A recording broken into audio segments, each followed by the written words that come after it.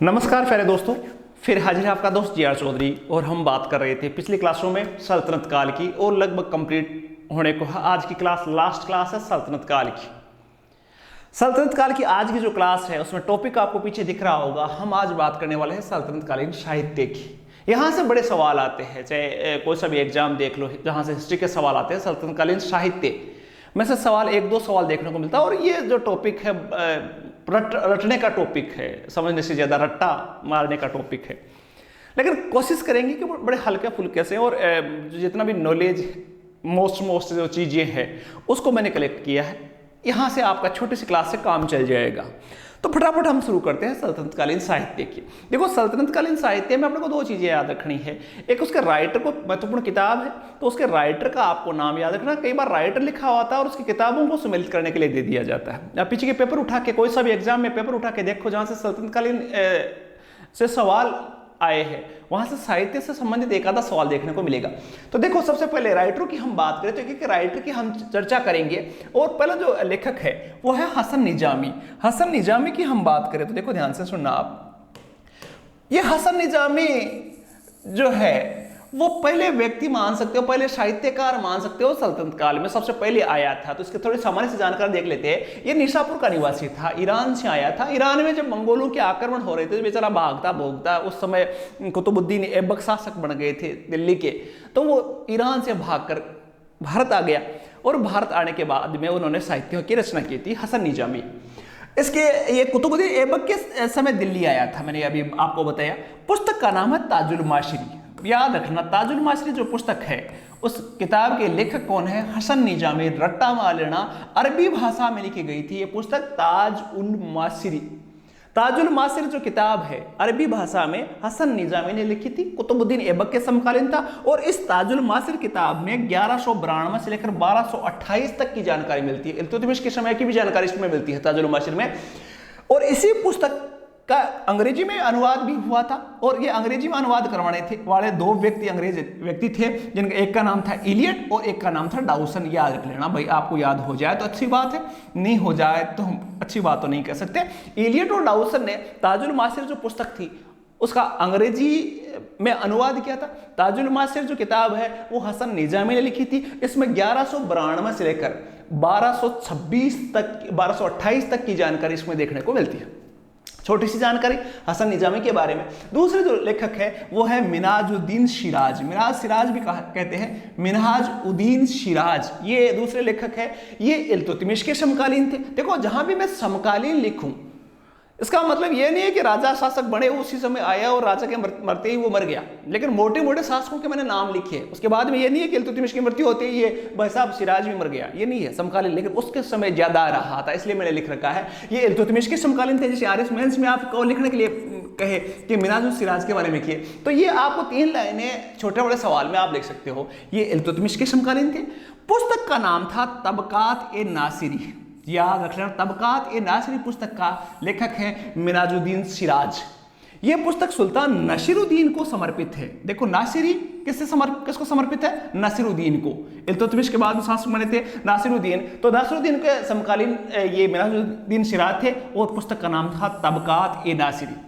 अगले जो लेखक है, याद रखने वाले लेखक है वो है अमीर खुसरो। काफी महत्वपूर्ण लेखकों में नाम आता है अमीर खुसरो की। बहुत सारी रचनाएं हैं वो भी आपको याद रखनी होगी। ये निजामुद्दीन औलिया के, देखो सल्तनत काल में निजामुद्दीन औलिया बड़े महान संत थे और बहुत सारे राजा और बहुत सारे साहित्यकार उसके शिष्य हुआ करते थे। अभी आप आगे पढ़ोगे तो बहुत सारे जिक्र आएगा आपको कि ये भी निजामुद्दीन औलिया का शिष्य था।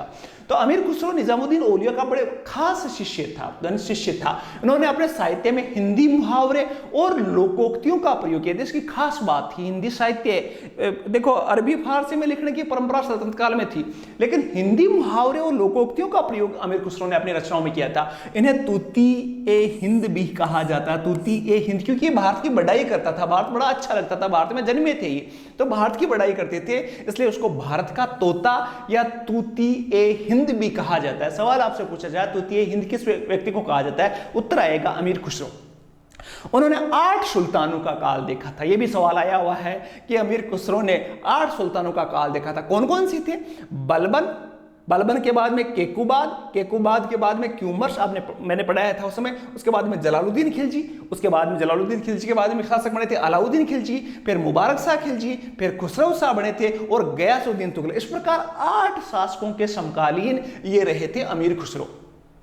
अमीर खुसरो की यदि रचनाओं की हम बात करें तो नूह सिपेहर एक महत्वपूर्ण पुस्तक है, नूह सिपेहर, याद रख लेना। और इसमें भारत का भौगोलिक सौंदर्य का इसने वर्णन किया, इसलिए तृतीय हिंद कहा जाता था। और नूह सिपेहर जो किताब थी इसमें भारत की सुंदरता का वर्णन किया, कश्मीर की सुंदरता का वर्णन, कश्मीर स्वर्ग है, इसी किताब में आया था। और उन्होंने कश्मीर के बारे में लिखा भी था कि गर फिरदौस बर रह जमी अस्त अमी अस्तो अमी अस्तो अमी अस्त। ये जो सेंटेंस था वो किस किताब से लिया गया था? नूह सिपेहर, याद रख लेना। नूह सिपेहर अमीर खुसरो की महत्वपूर्ण किताब थी जिसमें कश्मीर के सौंदर्य पर लिखा था अमी अस्तो अमी अस्तो अमी अस्त। ये जो सेंटेंस आप बार बार हिस्ट्री में काम में आता है वो किस पुस्तक से लिया गया था? नूह सिपेहर से। राइटर थे अमीर खुसरो।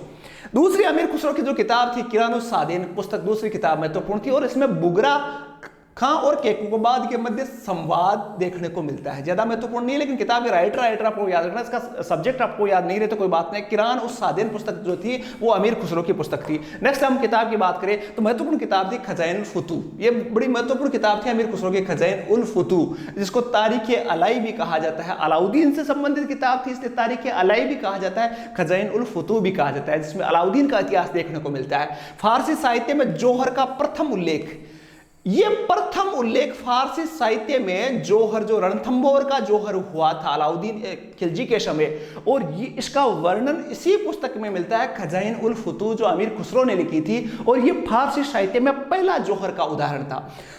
चौथी किताब जो अमीर खुसरो की थी मिफ्ता उल फुतू नामक पुस्तक लिखी थी और इसमें जलालुद्दीन खिलजी का इतिहास मिलता है। मिफ्ता उल फुतू जो किताब थी उसमें जलालुद्दीन खिलजी के इतिहास की जानकारी हमें मिलती है। नेक्स्ट हम बात करें तो तुगलकनामा, 2 राइटरों ने लिखी थी, एक अमीर खुसरो ने, एक क्या हम जिक्र बाद में करेंगे।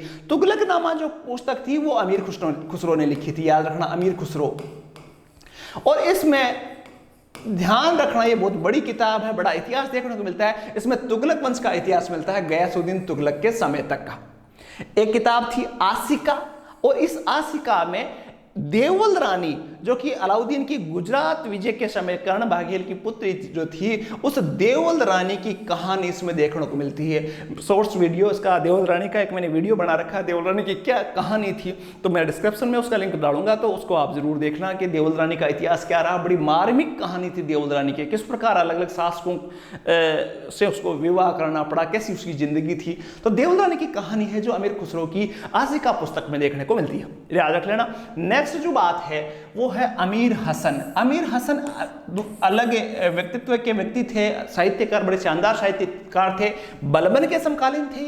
ये भी निजामुद्दीन औलिया के शिष्य थे और इसकी पुस्तक का नाम था फवाद उल फवाद, याद रख लेना। फवाद उल फवाद जो पुस्तक थे वो अमीर हसन के द्वारा लिखी गई थी, लेकिन इस किताब में कुछ कमियां रह गई थी जिसको बाद में निजामुद्दीन औलिया ने इसका पुनरीक्षण करवाया, वापस देखा उसको और उस फवादुल फवाद में वापस कुछ संशोधन निजामुद्दीन औलिया ने करवाया था। अमीर हसन फवाद उल फवाद किताब का नाम, फवाद उल फवाद, याद रख लेना भाई साहब। सिंपल सा नाम है, सिंपल से नाम पूछे जाएंगे एग्जाम में। नेक्स्ट हम बात करें तो जियाउद्दीन बर्नी बड़े महत्वपूर्ण व्यक्ति हैं साहित्यकारों में। जियाउद्दीन बर्नी का नाम बड़ा नाम है जियाउद्दीन बर्नी का। मोहम्मद तुगलक के समकालीन थे। मोहम्मद बिन तुगलक जो तुगलक वंश के समकालीन शासक थे, तो तुगलक वंश के शासक थे। जियाउद्दीन बर्नी उसी के समकालीन थे। निजामुद्दीन औलिया की ये भी शिष्य थे। इनकी प्रमुख पुस्तकें आप याद रखना, तारीख फिरोज शाही, मैंने अभी अमीर खुसरो का नाम लिया था, फतवाए जहांदारी, कुव्वत उल तवारिख, ये किताबों का नाम है। सनाए मोहम्मदी, इनायतनामा ए इलाही ये पुस्तक है। मासिर ए शहादत तथा हसरतनामा प्रमुख पुस्तक है। हसरतनामा जरूर थोड़ा सा रट्टा ज्यादा मारना इस पर। हसरतनामा जो पुस्तक है वो है जियाउद्दीन बर्नी की पुस्तक है। इसके अलावा किताबों की बात करें तो अगले साहित्यकार जो थे वो शेख जियाउद्दीन नक्शबी थे। शेख जियाउद्दीन नक्शबी की किताबों का जिक्र तो नहीं आता है, लेकिन उन्होंने अनुवाद बड़ा किया था। सल्तनतकालीन साहित्य में लिखना चाहो तो उन्होंने अनुवाद का कार्य किया था।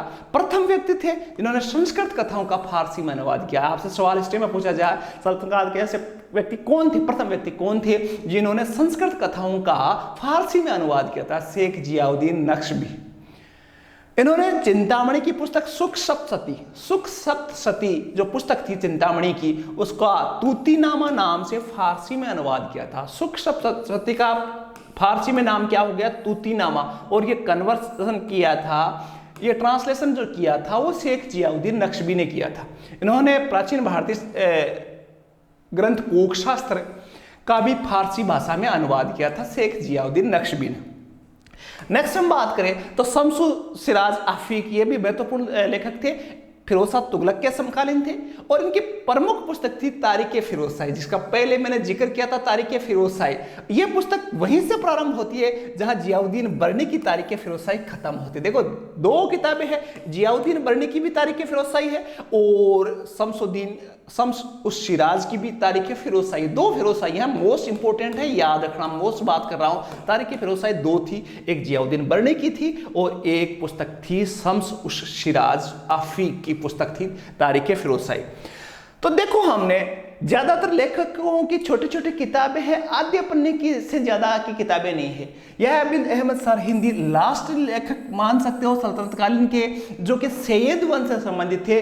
प्रमुख पुस्तक थी तारीख मुबारक शाही और यह मुबारक शाह को समर्पित है। लास्ट शासकों में आपने पढ़ा था सैयद वंश के मुबारक शाह, उसको समर्पित है। पुस्तक का नाम है तारीख मुबारक शाही और लेखक है यहया बिन अहमद सरहिंद, ये इसके लेखक थे। सल्तनतकालीन साहित्य में मैक्सिमम 10 राइटर है और 10 राइटरों की 30 किताबें और 30 किताबों की 5 लाइनों में इसको लिख सकते हो। और 5 लाइनों में से यदि एक सवाल एग्जाम में आपका सही होता है तो ये रट्टा मारना बुरा नहीं है। बहुत सारी किताबों से हमने ये जानकारी इकट्ठी की, आपके लिए उपयोगी निश्चित तौर से है। क्लास कैसी लगी ये कमेंट करके जरूर बता सकते हो और आपके सुझाव है वो भी सादर आमंत्रित है। नई क्लास जिसमें हम सूफी परंपरा को पढ़ेंगे, सल्तनत काल के बाद में सूफी परंपरा को पढ़ेंगे, उसके बाद में मुगल काल को हम डिटेल से समझने की कोशिश करेंगे। छोटी छोटी क्लासें, देखो गाने सुनने जितनी क्लासें लेके आता हूँ 10 मिनट 15 मिनट लास्ट, और वो भी 2-4 दिन से क्लास लेके आता हूँ, तो उसको क्लास को आराम से देख लिया करो, नोट्स बना लिया करो। फिर कोई आपका कन्फ्यूजन है तो कमेंट बॉक्स आपके लिए खुला है, वहाँ आप चर्चा कर सकते हो। नई क्लास में फिर मिलेंगे, तब तक के लिए धन्यवाद। जय हिंद।